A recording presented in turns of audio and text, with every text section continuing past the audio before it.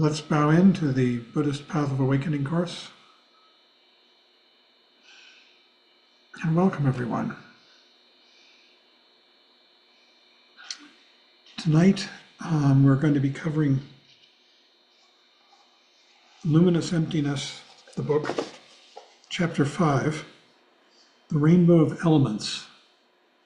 This is a book by Francesca Fremantle, who was a close student of Chogyam Trungpa Rinpoche. She and Rinpoche translated what we call the Tibetan Book of the Dead, the Bardo Todal. She prefers to call it by translating its name. Bardo Todal means achieving liberation through listening in the Bardo. The Bardo being, there are many Bardos, but this particular one that she's talking about is the Bardo of Death. And she and Trungpa Rinpoche translated it together, and she wrote some introductory material. She was quite good. And then later she wrote this book, The Rainbow of Elements, which we are working through. After this book, we're going to go through Ponlop Rinpoche's book, Mind Beyond Death, which is completely focused on the teachings of the Bardo of Death. So we start here. Basically, the foundation for this chapter and the understanding of this chapter is that as we progress on the path and develop our understanding of emptiness, shunyata, which is to say, our understanding of reality, this teaching illuminates and brings forward more teachings. Emptiness states that this world that we live in, nothing has any true existence. Everything is just a constant appearing and disappearing. We attribute existence to these things. You know, there's Michael, and here's John, and here's my computer, and so forth. But these things are just appearances that happen in the moment. Now I'm looking over here at the wall. Now I'm looking at my computer. Now there's this voice. Someone else could be speaking, and then we'd hear that voice. Is a constant display of phenomena. And there are 6 kinds of phenomena that are displayed, constantly changing, never for more than an instant. And they are sights. Here's a sight, gone. Sounds, like these words, they're gone. Smells, tastes, it's the nose, the olfactory, the gustatory, bodily sensations, and of course, mental events coming and going all the time. When we begin to appreciate the world of shunyata, one of the things that happens is that the presentation, you might say, of all of the elements, sights, sounds, smells, tastes, bodily sensations, and thoughts, becomes much more vivid because we're not absorbed in dreams. Dreams are the antithesis of this awakening. By the way, I put some documents into chat, which you can download. We're going to be covering them in this course, in this class, and I'll describe them in more detail later.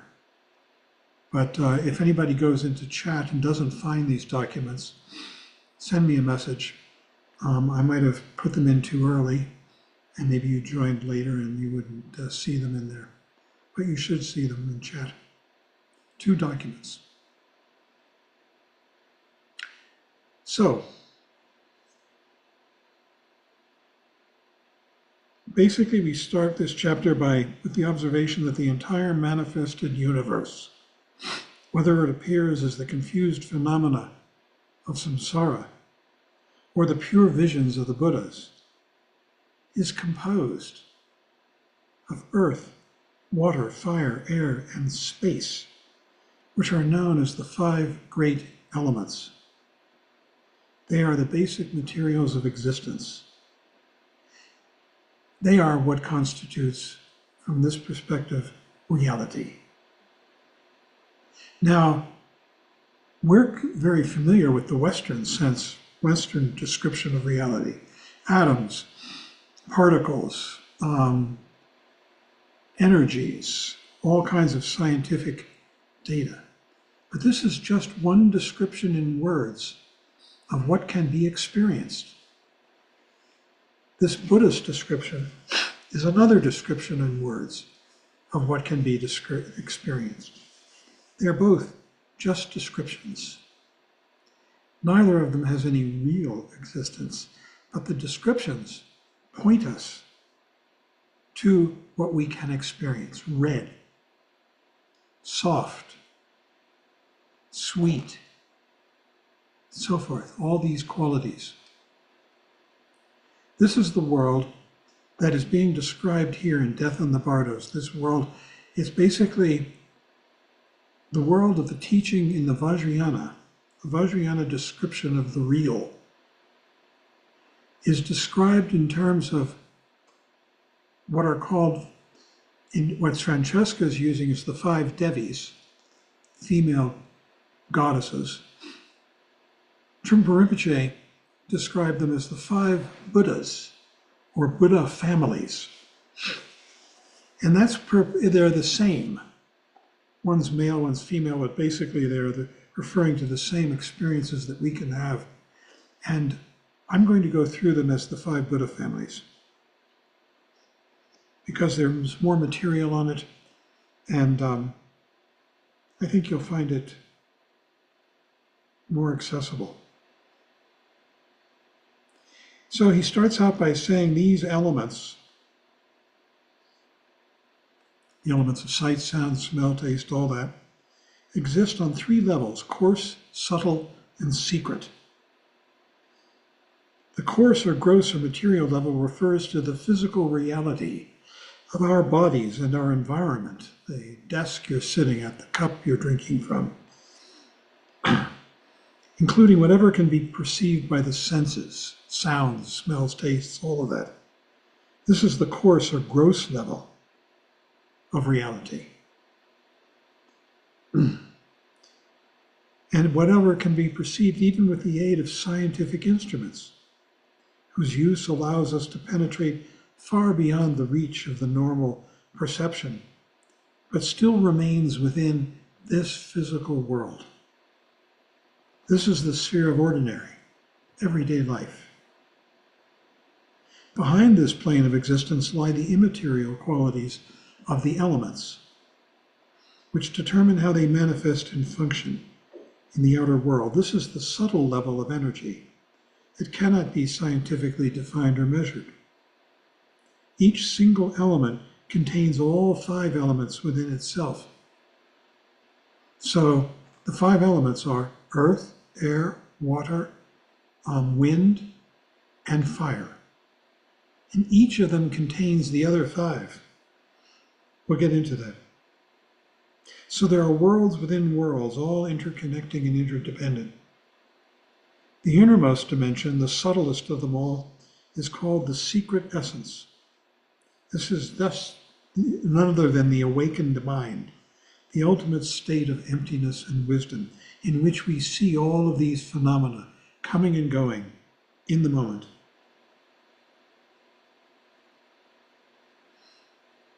The secret essence of the 5 great elements, earth, water, fire, wind. What am I leaving out? Fire. I'm leaving one out. We'll get to it. All of these, their secret essence is the feminine principle of enlightenment, taking form in the 5 female Buddhas or taking form in the 5 male Buddhas. And that's the document that you've got. You've got the 5 Buddha families. On the physical level, we're actually literally made of earth. since everything we eat comes from the earth.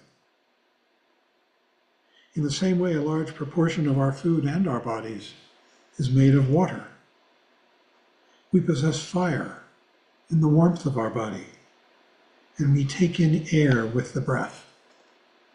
And then here's the fifth element, space, which surrounds us, in which everything takes place. These sounds appear and disappear into space. This gesture appears and disappears into space. These are the five great elements: earth, water, fire, wind, and space.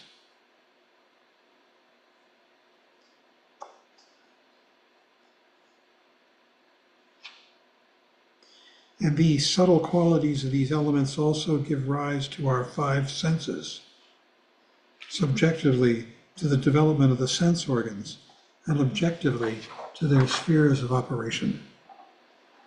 So, we have the eyes seeing form, the ears hearing sounds, and so forth. The relationship between the elements and the senses, given in this chapter, are according to Indian tradition, but this was adopted by the Tibetans and modified.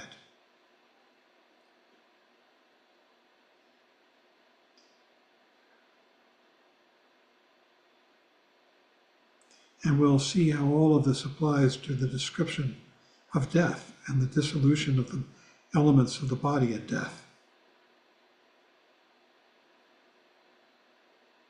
Each element has its own color, shape, temperature, texture, season, bodily organ, direction in space, and many other characteristics. I'm going to print out the document that I gave you that goes through all of that. Hold on a second. Where is that?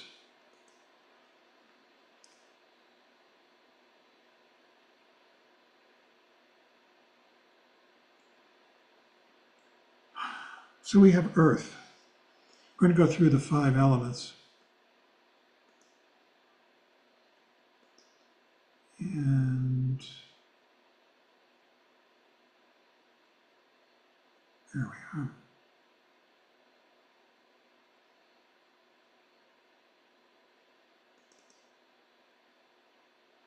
Nope.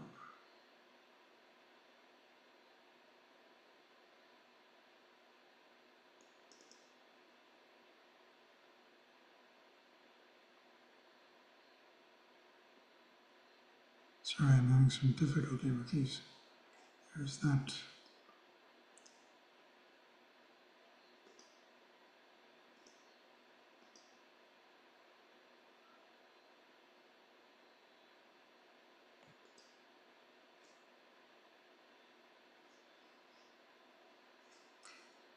Oh, it's not letting me open my own document.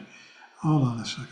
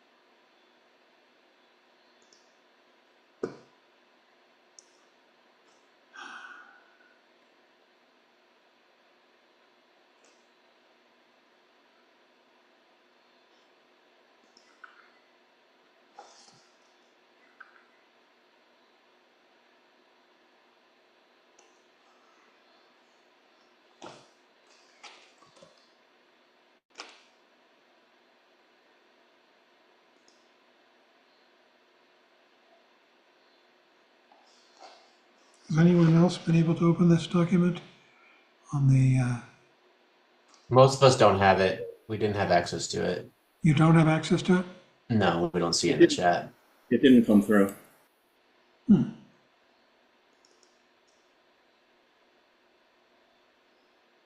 on a second. Maybe send it by email later. Yeah, I think I'm going to. I'm just trying to pull it up for myself at the moment. Here we go.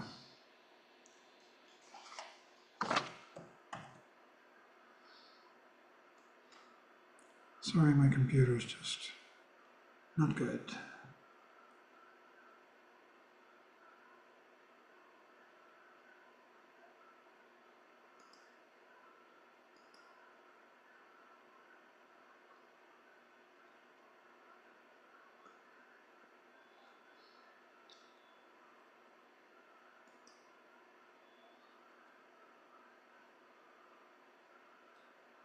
Well, we'll see. Okay. So we're going to start going through these. What these are is that as we become saner from a Buddhist perspective and develop the understanding of emptiness, which is reality, what comes clear are what are called the Buddha families. The Buddha bodies of the Buddha. The Dharmakaya, which is the Dharma body, Kaya means body. Dharma means truth in this sense. And this is the fact that nothing has any true existence, and yet it appears. The second body of the Buddha is the Sambhogakaya, the enjoyment or presentation body of the Buddha. And this is the idea that while nothing has any true existence, yet it appears. And this appearance takes different forms. Fundamentally, five different forms. And these are the 5 Sambhogakaya Buddhas. They are the description of how the world presents itself to us. And finally, there is the third body of the Buddha, the Nirmanakaya, which is the compassion body. It's the fact that enlightenment not only has no existence in truth, and yet appears in the Sambhogakaya, and in doing so, it exhibits enormous love and compassion for all of us. These are the 3 bodies of the Buddha. We're going through basically the Sambhogakaya tonight, the 5 main aspects of how reality presents itself. These are often called the 5 Buddhas, or the 5 bodies of the Buddha. And the first of these is called Ratna. Ratna is it means the element of earth. It's the densest of the 5 great elements. It has the characteristic in our world here, knock, knock, knock, of density, solidity, weight, immobility, and hardness. These are the qualities of Ratna, which characterize one part of reality. It is the origin of the sense of smell and of all scents and odors, because smell is really the most earthy of all the senses. It gives things their shape and form. This Ratna element does. Earth is impermanent, but it changes so slowly that it gives the illusion of permanence. Rocks, mountains, even our bodies. It's our home, a familiar environment, Earth, Ratna. Ratna means richness, too. It's the aspect of reality which is very rich, wealthy. In the body, the earth element provides our flesh and bones. It gives us form, structure, and strength. It supports and contains the other elements within us. It provides the food that sustains our bodies. Whatever we eat is a transformation of earth. Everything. The qualities of earth are also found in the emotional and psychological realms. They make a person steady and reliable. They bestow patience, endurance, and loyalty. They also make a person who has a lot of Ratna greedy, having to do with wealth and accumulation. It conveys a sense of inexhaustible resources and richness.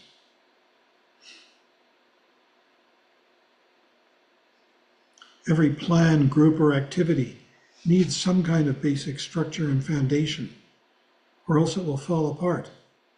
This is Earth, this fundamental structure and foundation.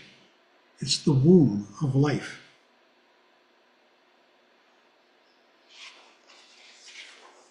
Earth supports, contains, and yet it can also destroy. It can crush things. The five elements cooperate together through every aspect of existence. But if there is an imbalance between them, problems arise.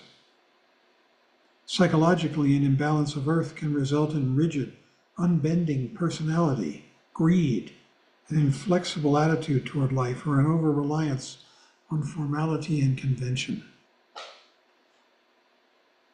If this element is out of balance, it can become oppressive and restricting. This is the element of Earth, seen from an enlightened point of view. We might feel as if we're weighed down and hemmed in on all sides. Earth is the basis of all the elements. It forms a vessel to contain water. It provides fuel to produce fire. Its presence allows air to circulate around it. It is our foundation. It is the firm ground from which we start. This is the aspect of our existence, Earth. One of five. Without it, there could be no leaps of imagination and no adventures into inner or outer space. Each element has its own symbol or color. The symbolic representation of Earth is a square, and its color is yellow, indicating the richness of Earth. The square expresses completeness, solidity, and immobility. It forms the foundation stone of the world of the elements. Yellow is the color of clay and sand, our basic building materials, and it's also the color of gold and of grains ready for harvest. The season connected with Ratna is the fall, the harvest, bringing in all the richness and wealth of the earth. And all of these Buddha families are associated with tantric practices known as the four Vajra karmas, or indestructible activities: pacifying, enriching, magnetizing, and destroying. Earth is enriching. This is Ratna. Its location is in the south. Its season is the summer.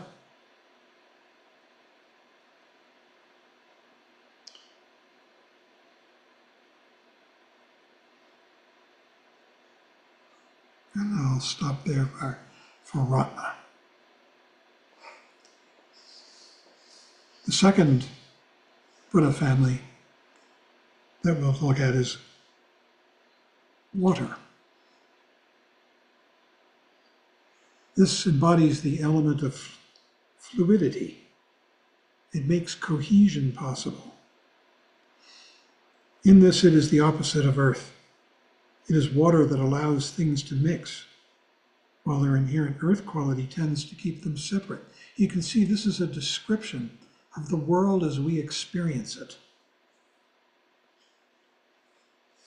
Whatever is fluid and liquid, literally or metaphorically, is a manifestation of this element, the element of water. It flows.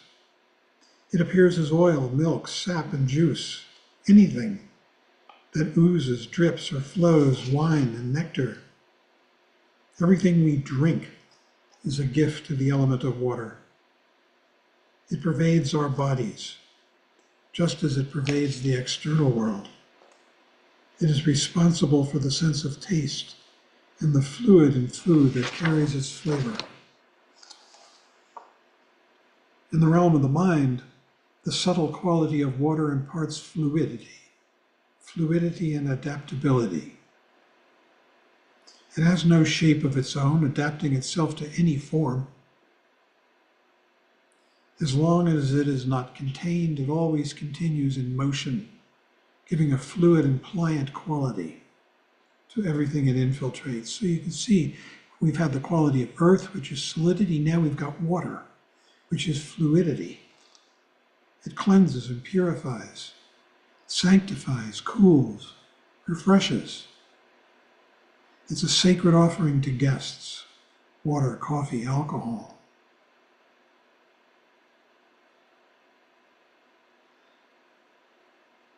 Negatively, water can easily be overpowered by the characteristics of other elements. Wind can disturb it, earth can dam it, fire can evaporate it, or water can conquer these other elements.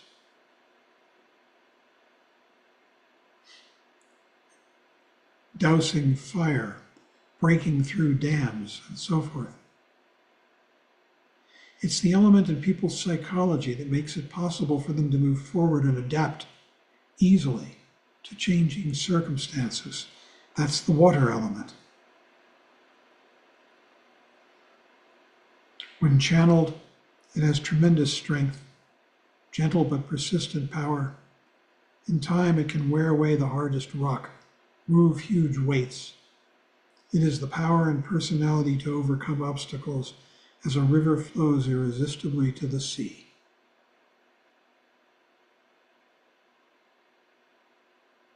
It can describe mental states, clear and bright, muddy and dull, stagnant. On its surface, it can be ruffled and opaque, flowing swiftly or sluggishly, calm and reflective, like the mind. Channeled and concentrated, water has tremendous strength and power.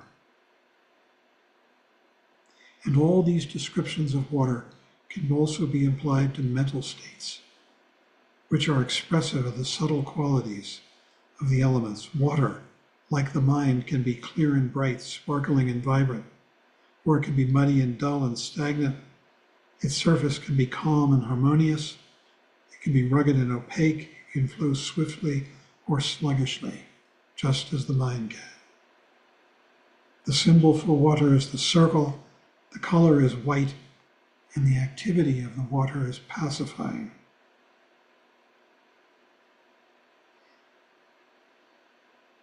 It creates a peaceful environment to allow the appeasement of aggression and the reconciliation of enemies. Boulder Community Hospital.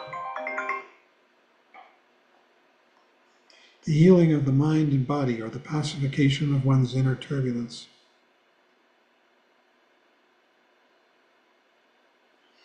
Pacifying is a path of peaceful liberation, allowing thoughts and emotions to dissolve in the openness of empty mind, so that no karmic result follows them to create suffering.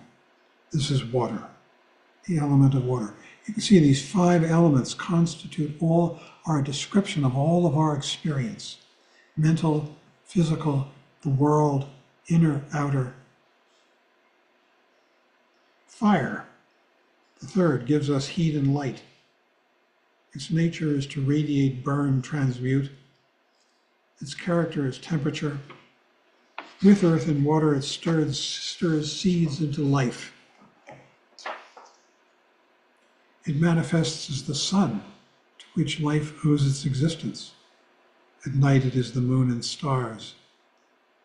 It is equivalent to light as well as heat, so it enables sight, form, color. The symbol is the red triangle, the abstract form of a flame leaping upward. In spite of the fact that we now don't come into contact with it often in daily life, as we used to, it is present now in electric light, central heating, the electric stove or kettle, etc. In living beings, it is body heat, synonymous with life itself. This is fire, the third element. It's the alchemist among the great elements. With its function of transmutation, it rules digestion, metabolism. Outwardly, it consumes gross forms of matter, transforming them into vapor and gas, heat and light. Burns away impurities, consuming them. Emotionally, fire manifests as both love and anger. It may be expressed through passionate anger as well as through passionate desire. Both of these are the fire element in our emotions.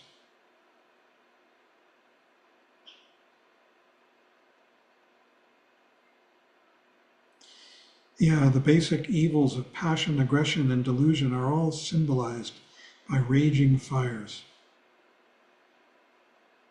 In Tantric art, the wrathful deities, you can see one on the wall behind me if you can see it, and the passionate, seductive deities dance within a circle of flames, symbolizing the pure essential nature, energy of their natures. The red triangular mandala fire is used in the activity of magnetizing. It literally means bringing under control. But Trungpa Rinpoche used the word magnetizing because it exerts its power by attraction rather than force.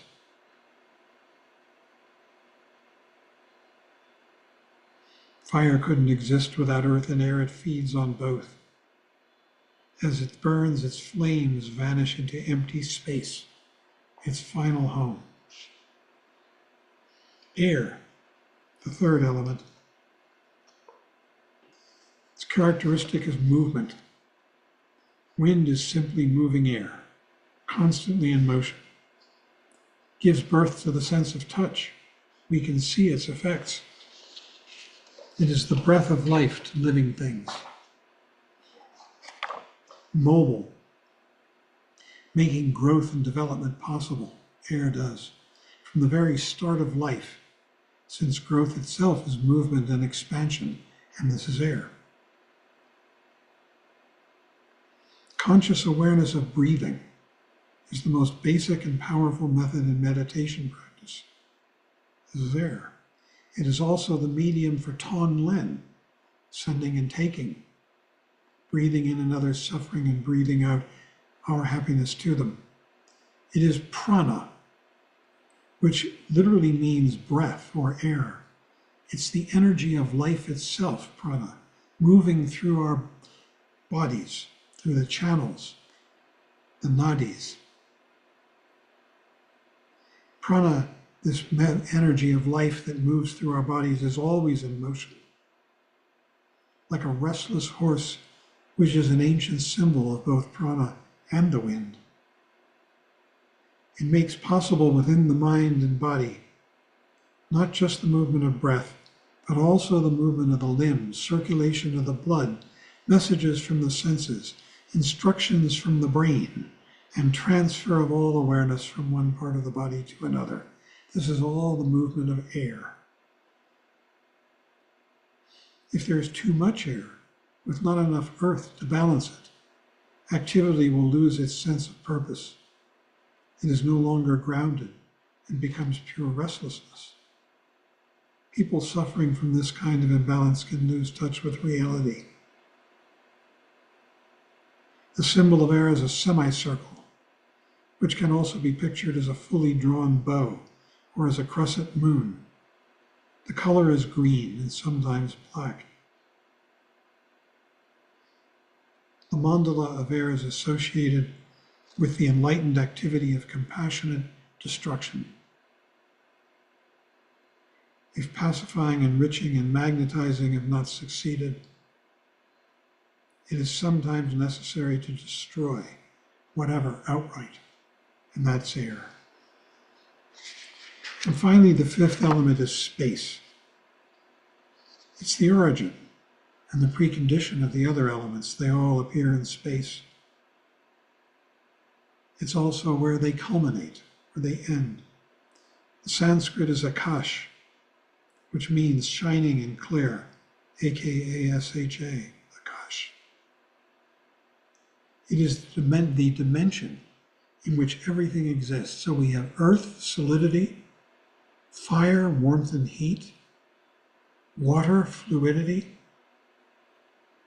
What am I missing here? Earth, air, fire, water,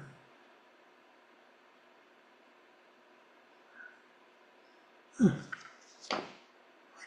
can't keep the 5 of them in my mind. Space? Huh? Space?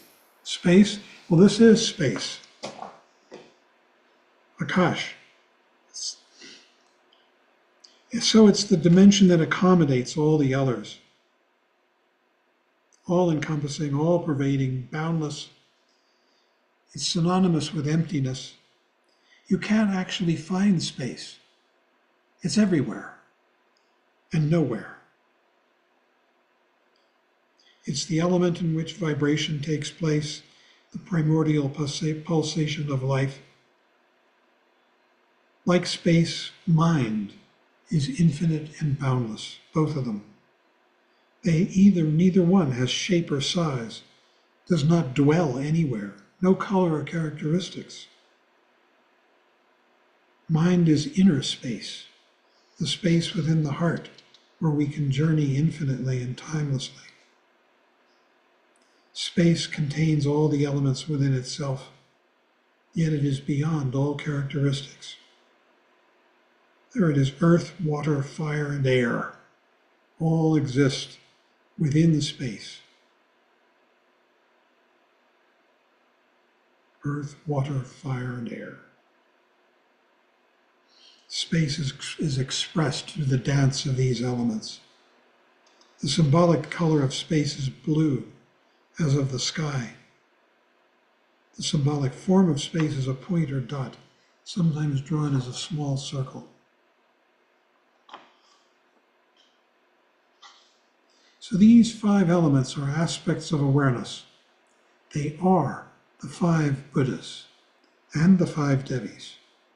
This is their secret essence. This essence is empty, yet it's also expressive, luminous in the language. It shines forth with pure qualities of the 5 elements.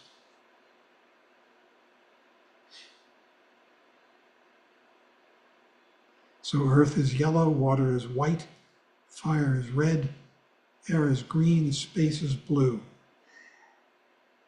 I would have loved to have given you a mandala of the 5 Buddhas and the 5 elements. You can find them, but it's hard to find one that's really clear. We'll come to this. So emptiness is regarded as the creative feminine principle. The 5 great qualities arising from emptiness, earth, air, fire, water, and space, are the mothers who give birth to all phenomena. When they are perceived in this way, they are known as the 5 female Buddhas. In the Tantras, they're called Devis, Dakinis, mothers or queens.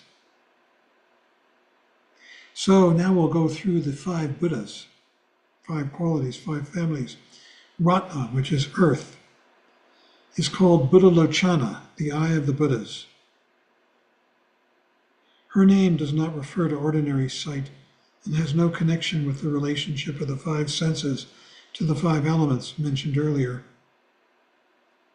She represents the pure vision of the Buddhas, the awakened experience of the world. This is Ratna. Buddha Lochana, the eye of the Buddhas. She is the perceiver, the perceived, and the active perception, all at the same time. Buddha Lochana is Ratna. She embodies the aspect of wakefulness called equanimity and quality. The ground of being that manifests outwardly as the qualities of earth. Trungpa Rinpoche described this state of sacred vision. He said, this has come from the sadhana of Mahamudra, describing the Buddha Lochana, Ratna. You won't find ordinary earth and rocks here, even if you look for them. All the mountains are Buddha Lochana, who is the all-pervading wisdom of equanimity and unchanging stillness. This is Ratna, this is earth. The second family is Vajra, and the Devi of this is Mamaki, who is water. The Buddha Mamaki, the lake of the mirror-like wisdom, clear and pure, as though the sky had melted. That's another line from the sadhana of Mahamudra. She looks on all beings as her own, and she belongs to each and every one of them at the same time. She is clarity and purity of heart, clear of the confused aspects of being. She is the empathy with all beings. This is what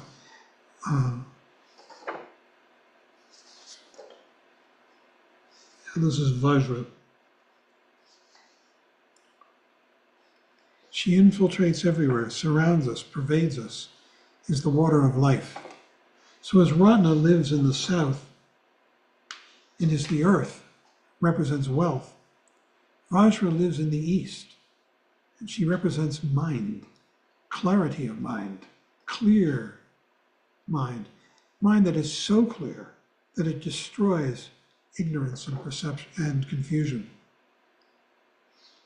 The third family is Padma. Padma, which means affection, magnetizing. White is the color of Padma. She doesn't just wash away dirt, she burns it up completely. Her element is fire. She's the essence of fire. She's identical with compassion and love. She is the transmutation of ordinary greed, lust, and desire into pure affection, love. Like fire, she is present everywhere in the physical world. Once we awaken to her presence, every circumstance becomes an opportunity of transformation, a manifestation of the essence of fire. The fourth element, fourth family, Buddha family, is karma, which means action. The name of the Devi is Samaya Tara. Tara means savior. Samaya means that she's made a promise to accomplish this task. All her forms spring from the basic quality of air. This is her element, unobstructed speed and activity. She embodies that state of being in which wisdom, compassion, and activity are inseparable. Wisdom, compassion, activity, all embodied in this action. She acts without thought, knowing what must be done instantaneously. She is the essence of air, our breath of life, inspiring us to live, to move, and to act in accordance with truth. And finally, the fifth Buddha family is Buddha, Buddha family. The Devi of space, called Akasha Datvishvari, the lady of the element or realm of space. We call her the queen of space. The Buddha family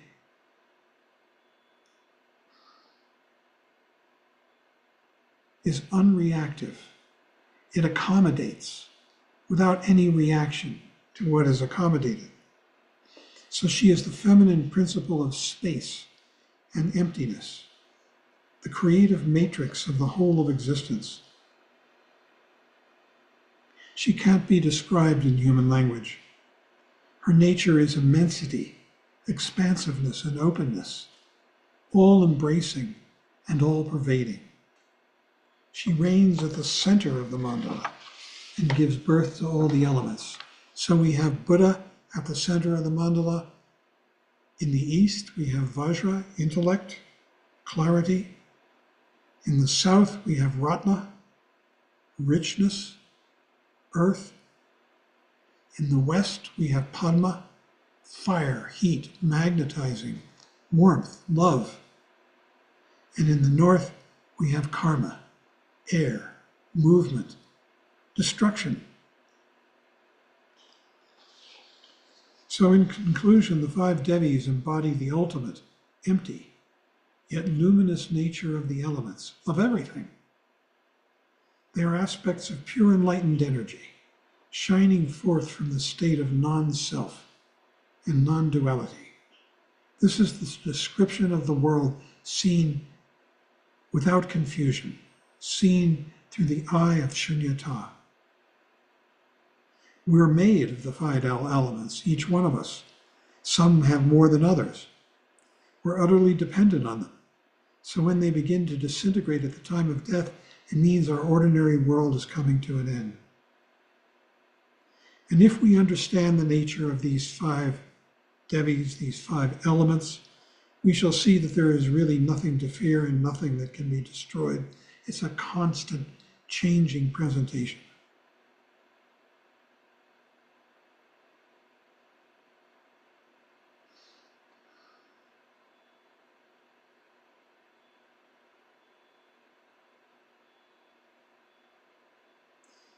Since we are naturally composed of the 5 elements, each one of us, it is beyond doubt that we also possess the inherent nature of the 5 Devis and the 5 Buddhas, and the potential to awaken into their state of being and awareness. I'll tell you that you can characterize anything and everything in terms of the Buddha families. Trungpa Rinpoche often told us, each one of us, which Buddha families we embodied. Most people embody 1 or 2. Sometimes somebody embodies 3. And they change over time. So I'll confess. He told me that I embodied 3 Buddha families. Vajra, intellect; Ratna, richness, greed; and Padma, magnetizing, love. Now, he said that some of these families morph into each other over time, and it's been a lot of time since he told me that I had those 3 families. So I'm assuming that I don't anymore, or that they've morphed one into another. Other people, though, he often told people what their Buddha families were. And I can look around here. People, if you begin to understand the Buddha families and read about them more, you can start to do this. Characterize people according to their Buddha families, how they present. Somebody might be very, very Padma, which means seductive, magnetizing. Somebody might be very intellectual. How many people here know Lodro Dorje? Michael, you do.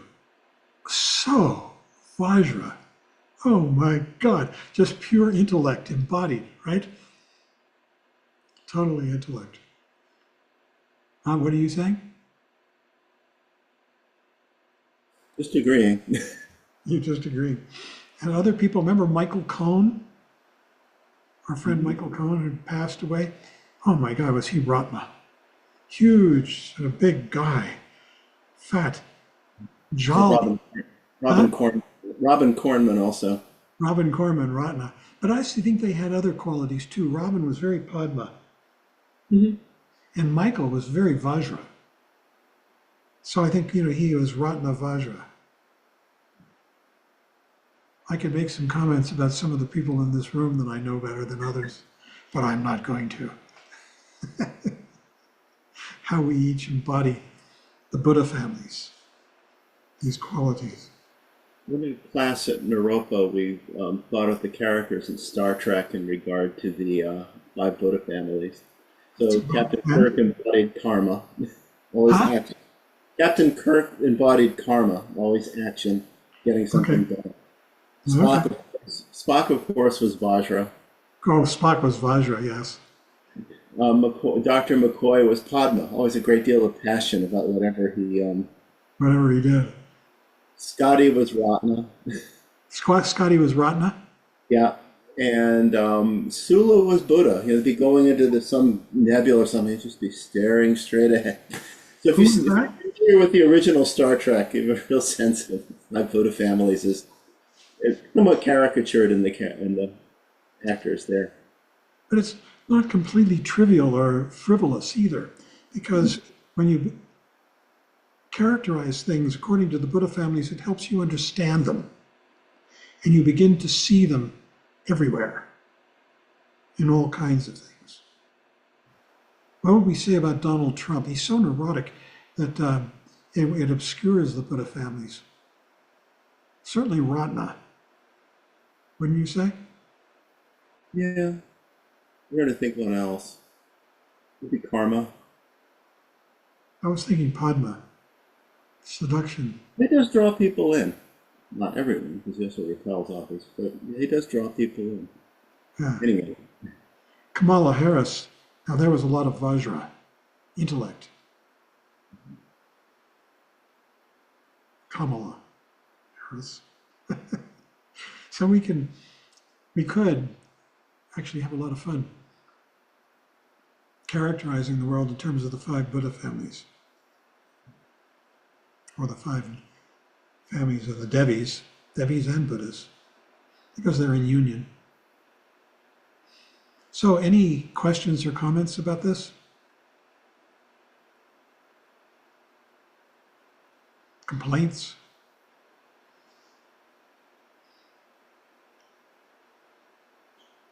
Where in Trungpa Rinpoche's writings can we find descriptions of the Buddha families? Remember? last chapter of Cutting Through Spiritual Materialism. Right. Great. And read the chapter before that on Shunyata. It's a setup. It's setting you up to understand the Buddha families, because the Buddha families become vivid in the space of emptiness. That's right, the last chapter of Cutting Through. Okay, I should know that.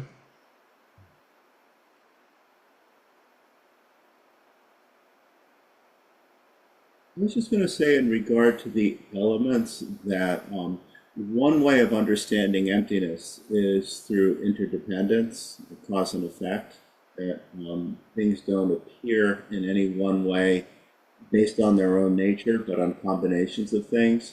So that even if you take something as solid as a rock, if it becomes hot enough, it becomes liquid, it becomes lava.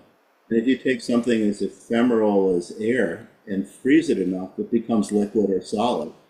So that the essence of elements are in things, but they're not exactly the same as the discrete things we think of as earth, water, air, and fire. And if we really think about it a little bit, you kind of realize that, but at the same time, rock is nothing other than rock. If it cools down, it becomes solid again. But that the essence of things isn't as fixed as we think, that the essence of things is more, well, as she says, each element contains all the elements within it. It's through thinking of cause and effect that becomes clear. And how we, thinking of things as discrete, real things is all based on causes and conditions. Yeah, I can see people in this room who are Ratna. Definitely some Padma.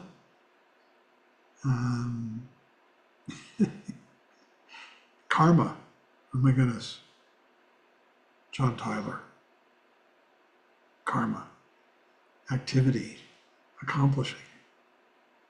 It's really interesting the way we embody these families.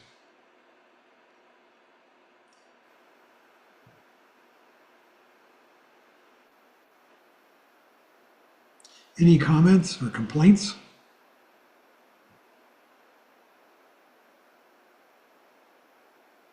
Randy or Kimberly. I can see you sitting there, or at least I can see Kimberly.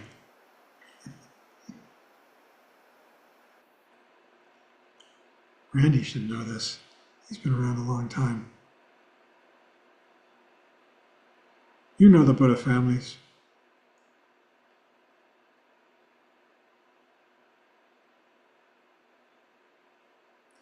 This is the fundamental structure of the mandala. I mean, what could be more central to Tantra and the Vajrayana?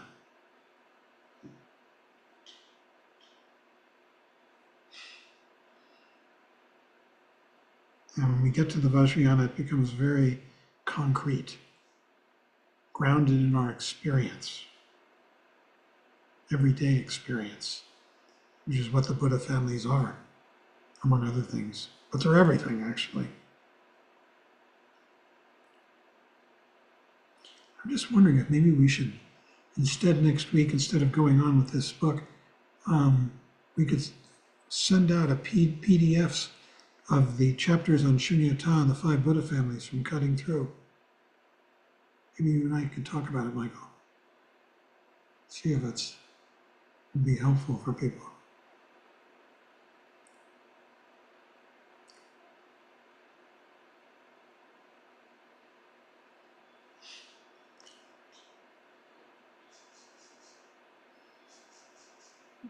John, can I just say one thing that somehow it reminds me of astrological signs, and I just can't help but like make that correlation. But what would you say is like different? You know, how are they different than that?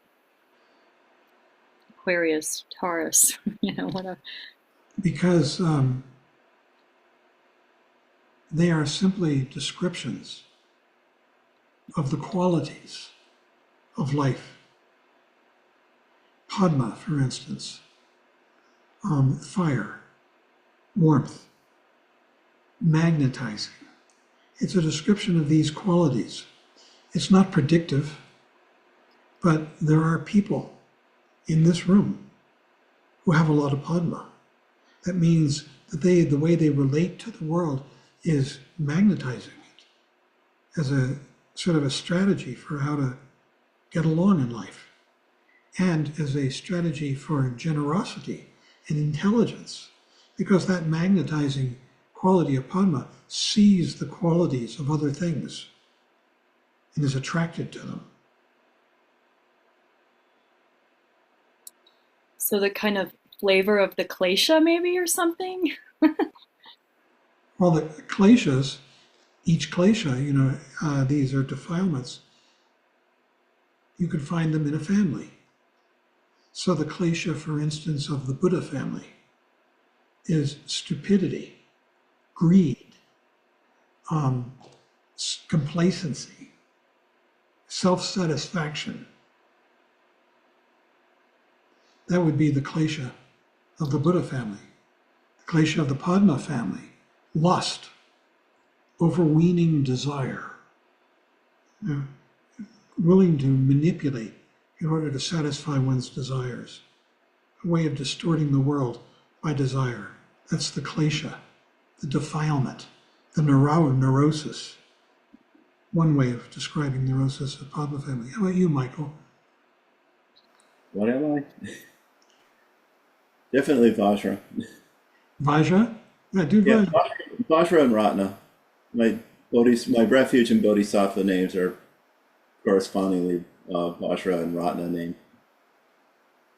But in regard to astrology, I've always, again, I'm not really familiar with astrology. I know people who go into it in incredible detail. It does include the four elements. So my sense of it is that it's an attempt to try to understand or explain some of the same things that I think this system looks into, just not in the same degree of depth or profundity, to my mind at least anyway. But there's a certain overlap. You have four elements in astrology as well.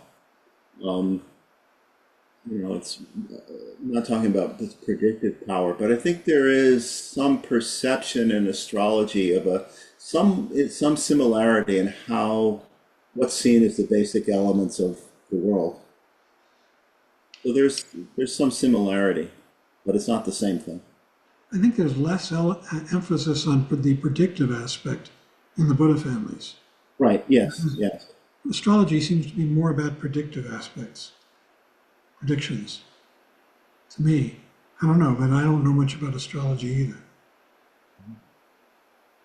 The definitions is Ratma passion? It's a form. No, passion is Padma. The Padma is the passion. And Magnetism. Ratma, Who's speaking? me, Me? Meg, Oh, Meg, hi. hi. And Ratna, Ratna? Ratna is enriching. It has to do with wealth. A Ratna person would tend to might be fat and very generous, as well as very greedy and consumptive. Depends on how neurotic they are. The less neurotic they are, the more generous they become. The more neurotic, they would become more greedy and consuming a rotten person. I like your idea of sending out that chapter PDF and going over these, but would you include those definitions again? Let me talk to Michael about it. We'll have to take a look at the chapter.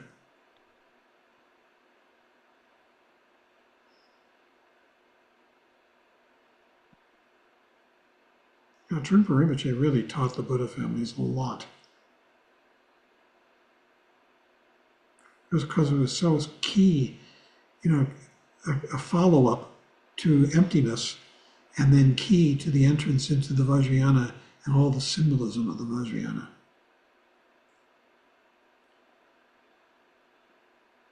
I mean, it's the mandala, which is the diagram of the world, of the universe.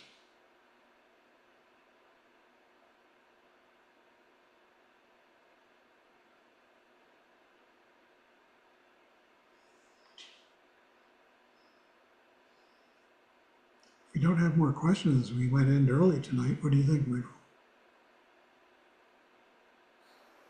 Makes sense. Or more comments? Still has his hand up though. More complaints?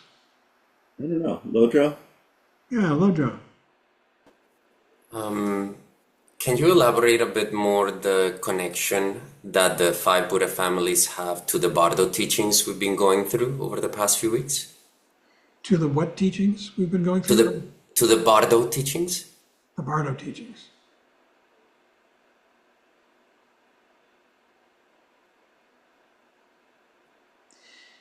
You have to understand that the Buddha families are a basic description of reality, tantric reality, the tantric descriptions.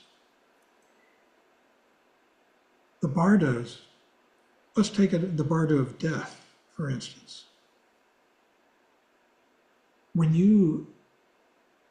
If and when you enter the Bardo of reality, the Bardo of Dharmata, you will see wrathful and peaceful deities, and they will be demonstrating, what's the word I want? In their very being, the Buddha families.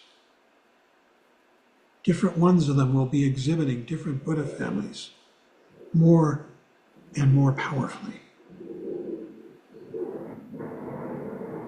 Buddha families really are the world seen clearly, without confusion. The qualities as they express themselves. So in the Bardo of reality, yeah, I think they become very vivid. Michael, you look troubled. Just puzzling things out, how I'd answer that question. I think it's, in all of these introductory chapters, she's trying to give some background to explain the nature of the appearance of the different deities that we encounter in the Bardo, and sort of like what the underlying nature of some of these deities are. So it goes into a lot of detail about some of the symbolism and iconography that exists in Vajrayana Buddhism. And I guess the idea overall is the more familiar we are with these things, the more likely we're able to recognize things as, as qualities of our mind, basically, as opposed to something external and, react then with confusion or fear or, panic in the Bardo. Because we recognize the presentation of these things, these essential qualities of the elements, the essential qualities of the Buddha families, as the display of our mind, and not being different from the nature of our mind. But we have to become familiar with them first. So I think that's what she's trying to do. Now, plus, time and again, when I read these chapters, she's a scholar, and so she's, takes something of scholarly approach, but there is a practice element underneath that. And, that's probably for us maybe more helpful, but the scholarly helps too, because she's trying to give us the background to understand what we experience. Well, the scholarly might help with detachment, but it could be disturbing in the Bardo with the variety and range of these deities. Yeah, well, the value of a scholarly approach is, that you can actually kind of put things together, perhaps. The risk is that we tend to, again, see them as something external to us, as opposed to, again, everything we encounter in the Bardo is the display of our own minds. I want to ask you, I put two documents into chat for you. One is the 5 Buddha Families, an article by Irene Rockwell, which is quite good. And the other is a document that I constructed, the mandala of the Buddha families. Just lists of qualities, for each family. Which, and I want to know, can you download them? They're not appearing in chat. Huh? They're in chat. They're not appearing in our chat, at least not. It's not there. Yeah, it's not showing up in chat. All right, hold on a second. I'm going to try and put them in there again.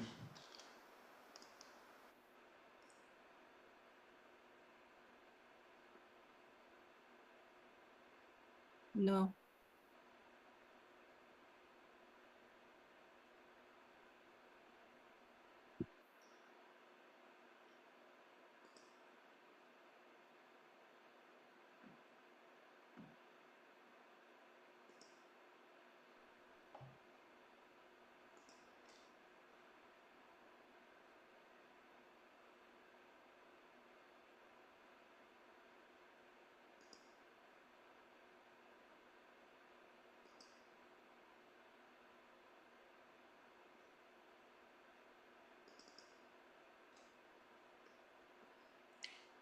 Nothing now? Oh, whoops. Sorry, I think I goofed that up.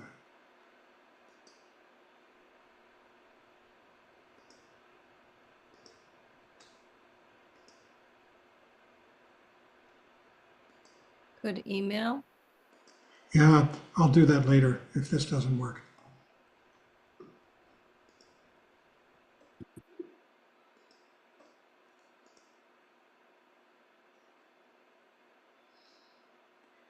Okay, take a look now, everybody.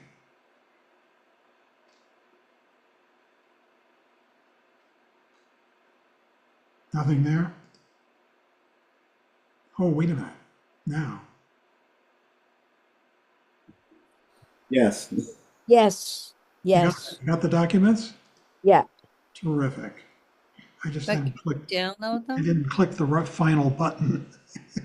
I didn't know. So you can download them. One is Irene Rockwell's article on the Buddha families, which is quite good. And the other is just a chart that I drew up of the 5 Buddha families, the mandala. There's a lot more that you could put in that chart.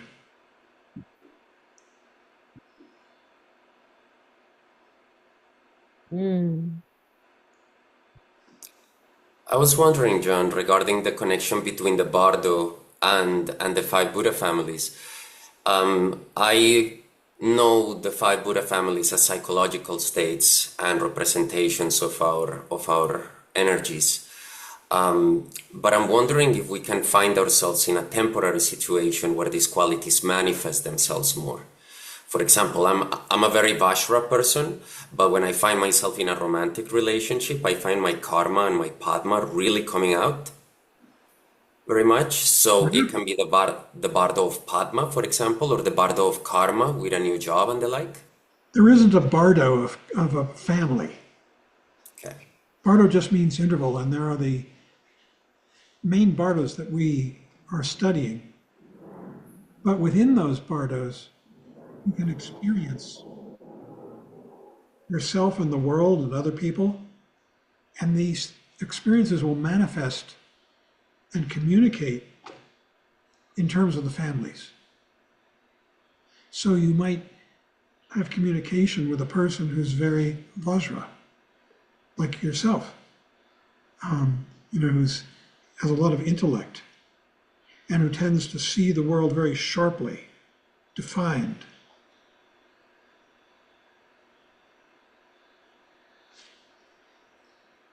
So forth. They're really just descriptors, the families, descriptions,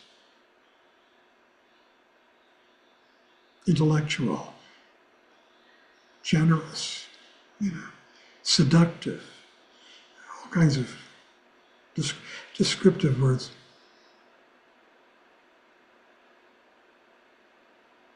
I'm reading part of this article here from Irene, and it says this part kind of jumped out to me. It says in the early 1970s, Chogyam Trungpa taught the five wisdom energy to contemporary practitioners as a way of understanding who we are fundamentally. Our personality, our emotional landscape, and how we relate to others in our world. He promoted the understanding that there is nothing inherently wrong or bad about the energy itself. He taught that to bring the wisdom energies to this path, we first learn to stay with them through mindfulness and awareness. Then we can work with these energies as they arise in our experience by applying loving kindness. For me, and this is just something that kind of arose for me recently, is, I was really noticing a frustration and an annoyance come up inside of me. And worse than the actual thing that was actually making me annoyed was the frustration that I was getting annoyed at something that I could tell was just so small and insignificant. But like kind of reading this and kind of hearing, the perspective that like, hey, like maybe we fall into one of these sort of categories as sort of a means of self-expression of our own energy. Like it helps to maybe normalize some of the negative aspects and of our own suffering that we experience, and kind of seeing it as like, hey, like this is my sort of bracket or realm that I fall inside. And instead of, it says, we allow them to express themselves openly rather than trying fruitlessly to manipulate and control them. The energies then become a way of celebrating our strengths and working with our weaknesses. So instead of like trying to work backwards from like, the highest attainment of enlightenment, just being where you're at. Yes, that's it. These are descriptors. They're not telling us to behave in a particular way. Right. They're describing each one of us, our style of being, both neurotic and enlightened, and everything in between. They're descriptors. Wouldn't you say, Michael? Yeah, I think a lot of the teachings in Vajrayana really come down to, that's not just one thing, but really recognition on the spot. What am I experiencing? Yeah. What we talked about last week with the bardos and the notion of intensity, really it's just just direct experience, the intensity of direct experience, whatever we're experiencing.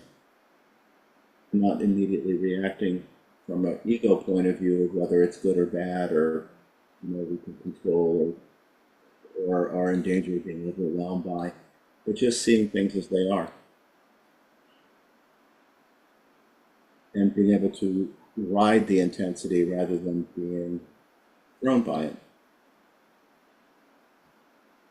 It's just the intensity of direct experience. It's not adding anything. It's just what things are. Does that help?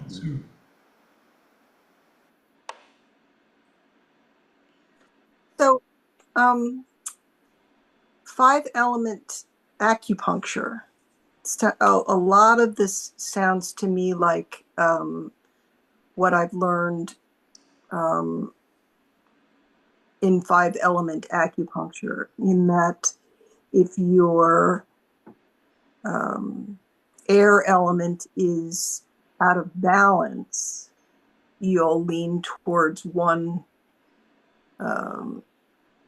aspect of that element in both physical body and in your mind emotions. Is there a correlation between those and this? There can be. There can be a correlation between the Buddha families in anything. And there are other people who have looked to correlate the Buddha families and 5 elements acupuncture. One of whom I think is Irene Rockwell, the author of the article that I gave you. I'm pretty sure she's a 5-element acupuncturist. But these things are really asking us to tune up and intensify our sensitivity and appreciation for the way the world manifests. This isn't a scheme for controlling. It's a scheme for understanding and appreciating the world. And then we might choose to control in particular ways. But really, what the Buddha families are about are descriptions. Well, right, and that's why it's sort of, I mean, as I've been listening this evening, it just seems more and more to me, because from my experience in 5-element acupuncture, those are descriptors of those 5 elements and what an acupuncturist feels by feeling your pulses and looking at your tongue and talking to you and experiencing what you're presenting to them. That 5-element acupuncture is a way of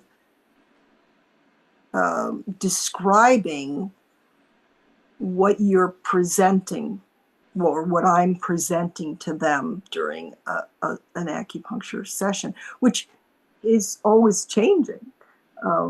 And then, you know, as you may know, acupuncture then takes it where, and maybe this is just a little too far in this scope of our discussion, but the imbalances and when and you were saying this earlier too, when something is over, it's more like this. If it's more balanced, it's more like, or if it's on the other side, it's more like this. And so that's really helped me understand I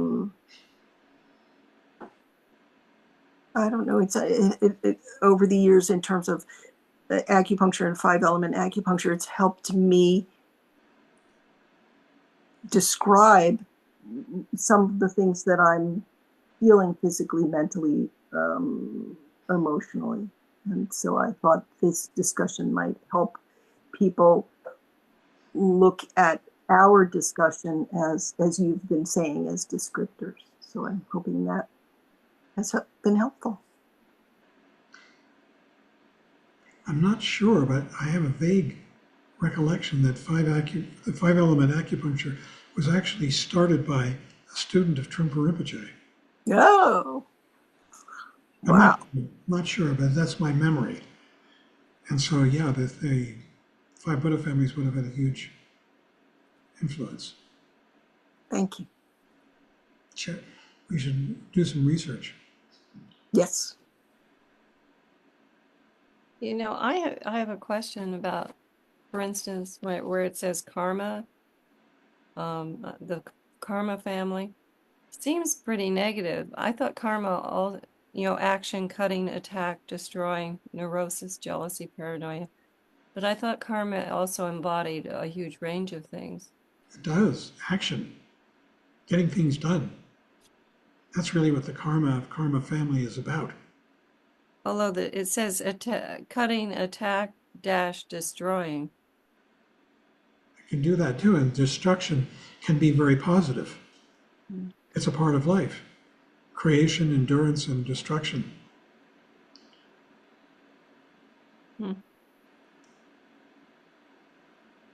Yeah. Now these families, Buddha families, don't lean to more or less sanity. The idea is each Buddha family has its neurotic expression and its wisdom expression. Right. So neurotic expression of karma can be indiscriminately destroying, but its wisdom aspect can be very precise in destroying what needs to be destroyed. There it is again, right from the Sadhana Mahamudra. Destroys what needs to be destroyed.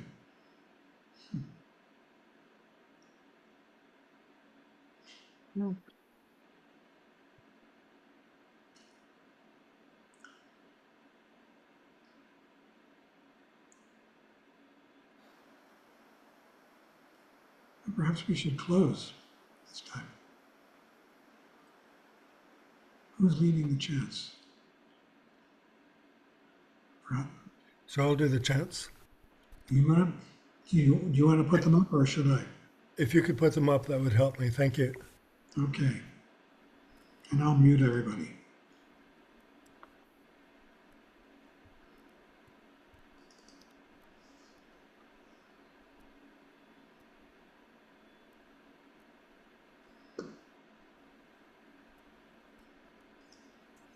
So Philip, unmute yourself. Please. We will end by dedicating the merit generated through our practice to the benefit of all sentient beings. By this merit, may all obtain omniscience. May it defeat the enemy, wrongdoing. From the stormy waves of birth, old age, sickness, and death, from the ocean of samsara, may I free all beings. By the confidence of the golden sun of the great East, may the lotus garden of the Rigdon's wisdom bloom. May the dark ignorance of sentient beings be dispelled. May all beings enjoy profound, brilliant glory.